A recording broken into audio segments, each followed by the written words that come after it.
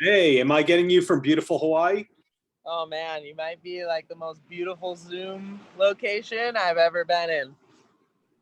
I definitely, I'm impressed with what I see, but thank you for taking the time. And we were connected by the Essential Elements team. How did you wind up working with them? Um, they approached me for sponsorship, and they sent me some of their products, and I really liked them. So I'm just starting my partnership with them. And the whole team just flew out to Hawaii. We did like a 2-day production shoot and got to know those guys, and um, pretty legendary crew. I don't think the campaign's being announced for a few weeks. So how long was this all in the works for? It happened pretty quickly. Maybe like 2 months it's been in the works, but I was surprised. Like, usually my sponsorships are like, yeah, you have 2 production days, like whatever, we probably won't use them. Like, this felt like I did an Expedia commercial or something that was like so organized and intense, and there was like acting, reading lines and stuff. So it was fun. That's an interesting thing about your career. National championships aside, you've also had success with, cafe, health food store kind of stuff, and now partnerships with other brands. But what was the long-term goal when you started? Was it just, I want to get paid to surf and that was it? I mean, I think I didn't know how to do anything else but surf. I just loved surfing so much, and I was fortunate enough to make a living from a young age doing it. So very quickly, I was like, "Fuck, I want to be a world champion. Like, I want to be on that tour and be competing at the highest level." But then, just through injuries and maybe immature mindsets, I kind of went a different route and did like free surfing and making films and starting a YouTube channel, and then realizing that I can make a living off of social media and YouTube and making content. Like, I can get paid to go around the world and surf the best waves. Right. Which was like, wait a minute, like, I'm figuring out how to do what I love for a living, which I think is the goal, right? So now it's become like, how can I continue to get paid to surf and not feel guilty when I gotta tell everyone I'm going surfing? Good points there. When I was a kid, professional surfers, I think they were all under 30. And now we're seeing Kelly Slater still killing it in his 50s. When did you start to notice that surfing was something that you could do the rest of your life? I mean, I grew up on Kauai, and during that time, it was the reign of Andy and Bruce Irons, and they were like the kings of surfing. And I grew up in the same place as them, so I'd see them surfing, and I have this distinct memory of watching Bruce and Andy come out of the water, and I was just like, oh my god, like, they're so fit and like confident, and they're like superheroes. It's like seeing Batman and Superman in real life. So I was like, I want to be like that. Like, that is my goal. And I think that I don't know, I never really thought too long term. It seems as if like surfers never retire. Maybe they stop making money, but they never stop surfing. Um, and I was just going to cross that bridge when it came. But it's amazing to see Kelly as an example of, if you take care of yourself, you might be able to do this for a very long time.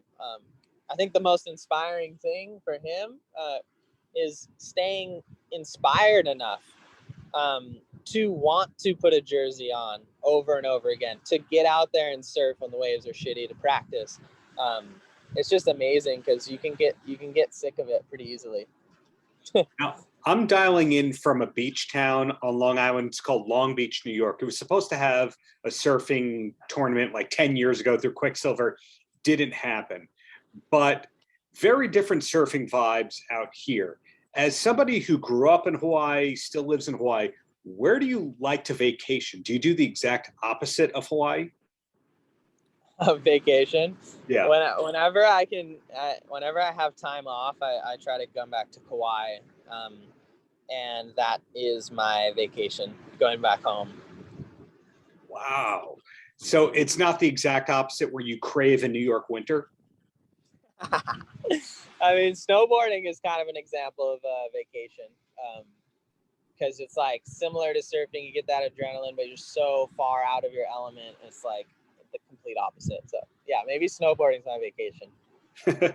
Well, what I've learned so far is that you keep very busy between surfing, acting and modeling projects. We saw you on that ABC show, the partnerships. You have a lot on your plate, but when you're not busy with all that, where does your free time usually go?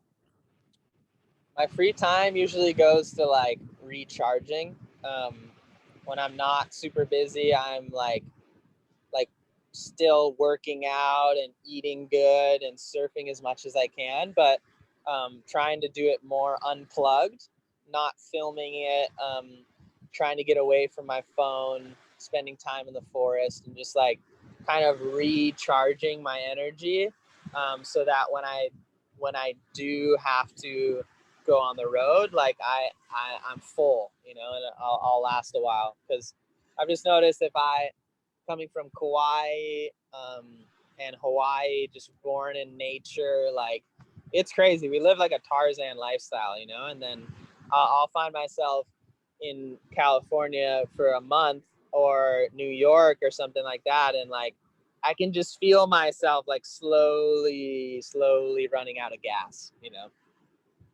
What music keeps you inspired or motivated when it comes to doing cardio or exercise? I listen to rap.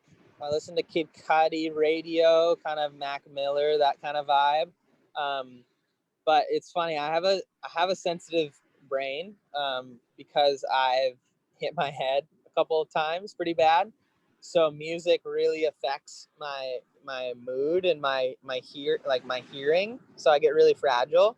Um, so I find myself a lot of the time listening to like very mellow music, like a Mozart or like a reggae, just something that's like here to help me relax.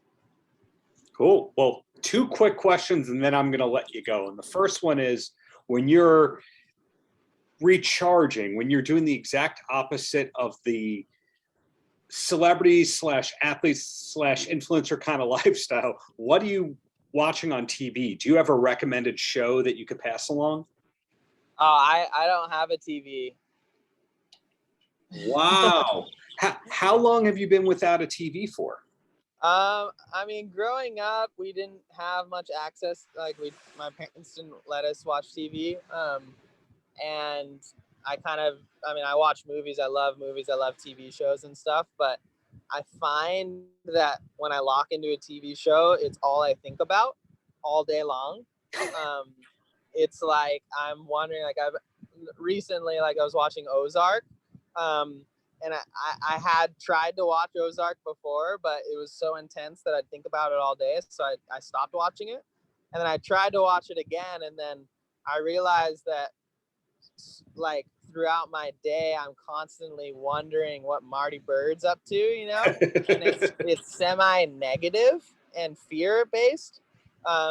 So I just realized that I wasn't able to tap into like my positive mind frame, and just keeping my brain a place where it's like 100% positive. Mhm. Um, and I just live a happier life when my brain is a happy place. So Good answer. And yeah. in closing, because again, the Essential Elements team said, hey, you two were talking. What's your favorite flavor of the Essential Elements products on the market? I love that they do things with apple cider vinegar. Apple cider vinegar is an amazing tool that I've used my whole life. If I'm feeling sick, I put it in my water. If I ate a meal that's just kind of upsetting my stomach, I'll drink it straight, which is very intense if Oh, yeah. anyone's tried to drink it straight. Oh, yeah.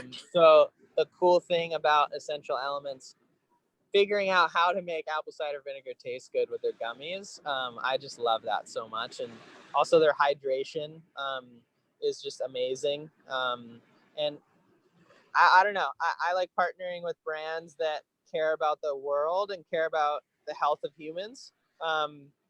and Essential Elements is just like right on par with that. So super stoked to be a part of them. Paltrocast.